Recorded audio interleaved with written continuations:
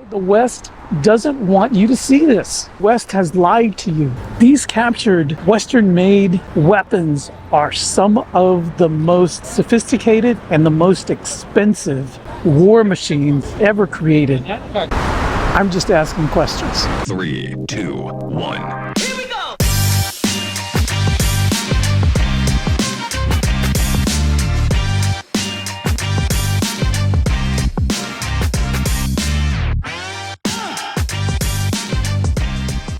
Welcome everyone to Park Pobyedu. This is Victory Park in Moscow.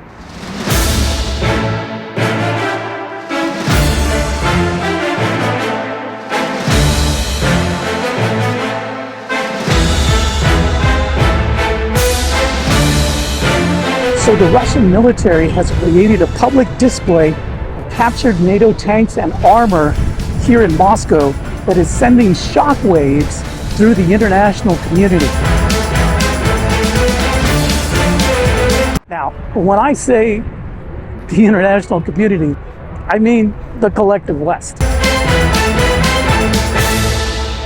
So this, of course, can have significant implications for East-West relations, which are already deteriorated to a very low state. But if you ask me, they really can't get any worse. So, a snowstorm came out of nowhere. Well, not the middle of May, but this is early May, and look at this. It is coming down. Anyway, now I can continue this wonderful story of NATO tanks in Moscow. Some of the most sophisticated and expensive military hardware ever produced is on display here, captured as a result of battles that were won by the Russian military.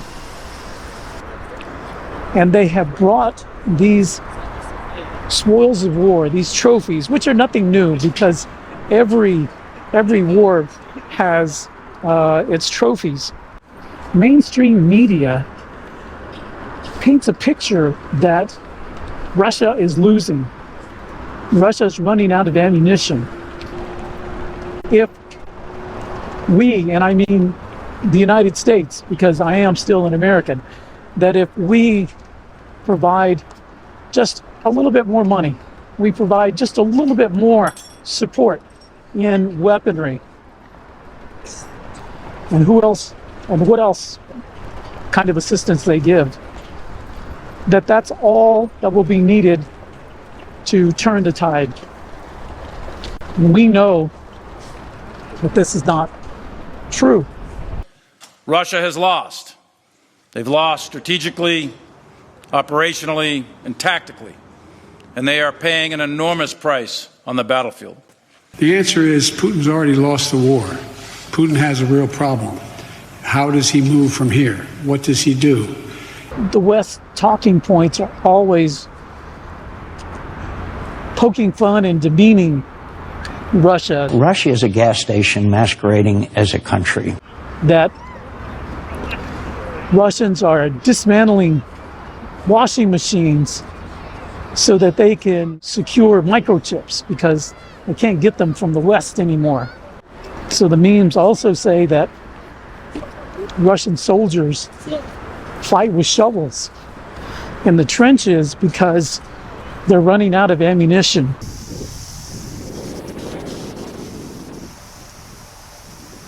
Let's bring some of this visual evidence to paint a clearer picture of what this display is really all about. Let's go check it out.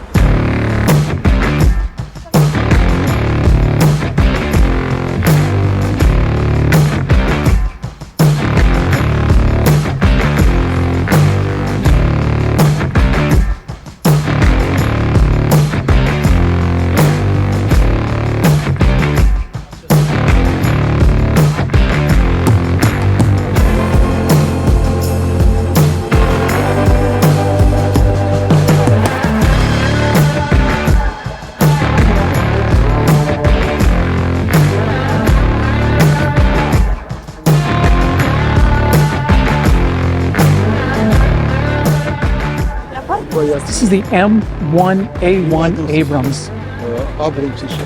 And look at it. It's a piece of trash. Totally destroyed. Russia has lost. They've lost strategically, operationally, and tactically. Oh my gosh. Why does an Abrams tank cost $10 million when, because of its turbine engine, it has a heat signature that can be seen from outer space, from satellites? After 12 hours of operation in the theater, it's got to be pulled out of service and serviced after 12 hours. That's why these things don't survive. You know, I'll give you a quick example. We have a turbine engine in the M1A1 series tanks. And that turbine engine burns up as much fuel sitting still as it does moving. So the engine is so hot that you can track the movement of U.S. Army ground forces with tanks from low Earth orbiting satellites. So if you think you're going to hide or conceal yourself or outpace somebody, you're just a glowing target from space. And these things are extremely problematic when you go to war because you have to pull forces back, refill them, return them to the front. That's not easy to do when you're operating as frequently as every 8 or 6 or 9 hours. The problem is that you don't sit still for very long in combat, because if you do, you're going to be targeted and destroyed. You see, this display dispels the lies and the myths that you've been told about Western equipment and what's happening in the country that shall remain nameless. Look at your tax dollars. M1150 assault breacher vehicle. Look at it. There's your hard-earned tax dollars. Right there on display. And for what? What could our government have done with this money? What could have they done? Build schools, build churches, build hospitals, build roads, build infrastructure, build new airports. What could they have done? What could they have done? So I want to hear from you. Is it nationalistic pride, saber rattling, provocation, or just a message to the West that you got to stop? You got to stop.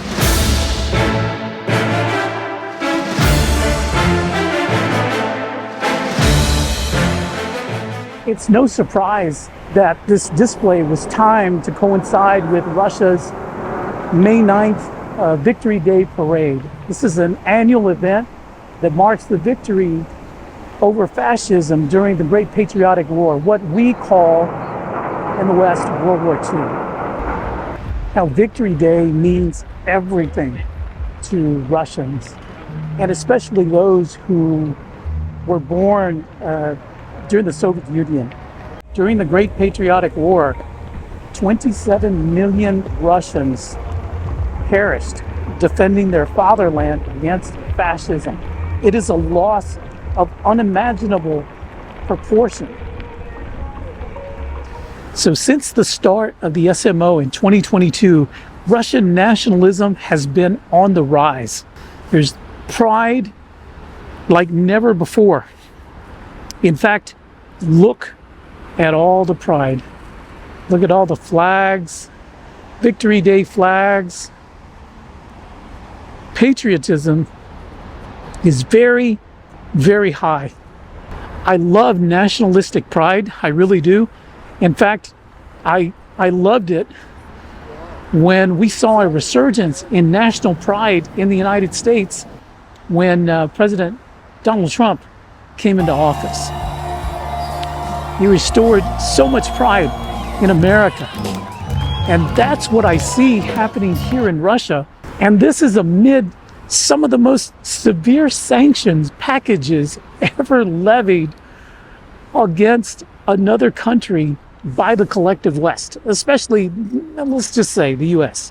Now, there's good news for Russia because they are on course to grow their economy in 2024 by a whopping 3.8% as projected by the International Monetary Fund, the IMF.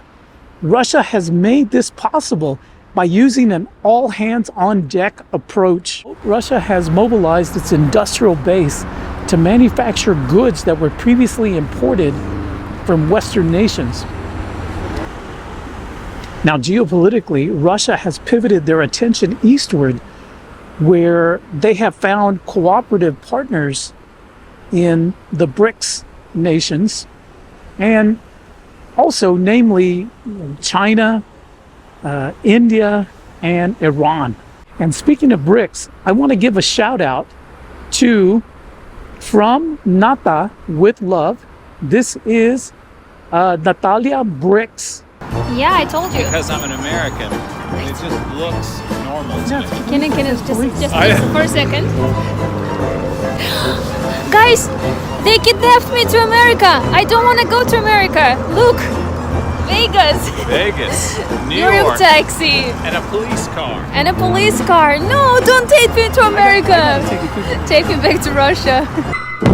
Go visit her channel, show her some love, show her some support, and subscribe to her channel. BRICS is the future of the multipolar world, where we had the unipolar world of the United States and its hegemony, its forever wars.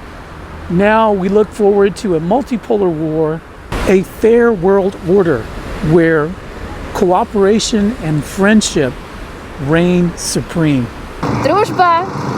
Народов. Yay. So tell me in the comments, what do you guys think? Is this saber rattling? Is this a provocation by Russia to the West? Or is it just national pride? What is it? If you're in the West, should you be worried? I'm just asking questions. If you enjoyed this video, give it a thumbs up, subscribe, share this video, share it with your friends, share it with your families, and leave a comment and let me know what you think about all this. All right, my friends, from beautiful, sunny, no longer cold, no longer snowing, Moscow, Russia, Park Победу. Пока.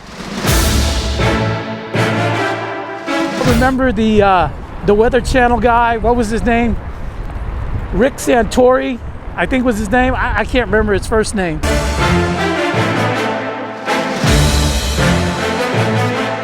I really have to admire all of these Russians who are still out here.